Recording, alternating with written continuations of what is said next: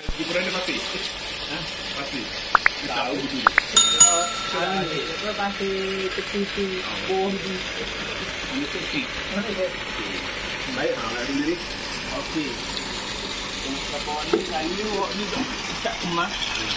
Air itu. Ada kemas lah. Ini juga ni. Disebabkan ni. Batu kita ditanya kali ni.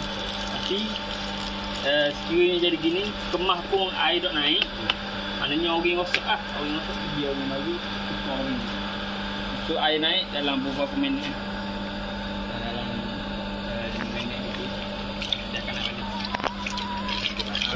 Dia matang. Power dia on. Biar di situ. Biar. Tapi sebelum okey, buka dulu ni cair. Cair dah. Sekarang ni air dah ada dah ni. Air dah ada dah ni. Jadi bila dah sabut, kalau air dah penuh dalam ni tak apalah, tak ada lah. Tapi bila dah pasang, tengok air dalam ni tak ada. Ataupun kurang ke apa tu, isi air dalam seluruh. Bila tu isi penuh, lepas buka switch, biar dia ni dah ada ni. Kalau boleh sabut, dia sabut. Sok pun ni ada. Sok pun sabang itu. Ya.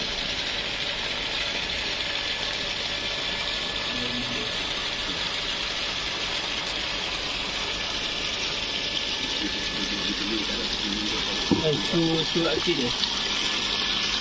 Masuk je.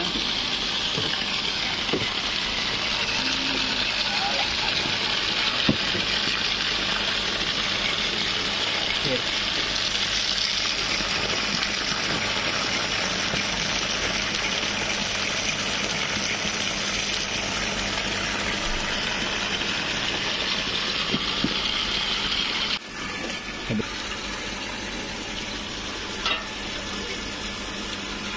Itulah.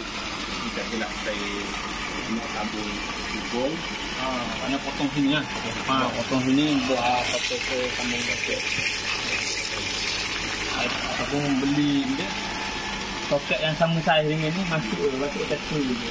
Buang kali ni. Jadi ni.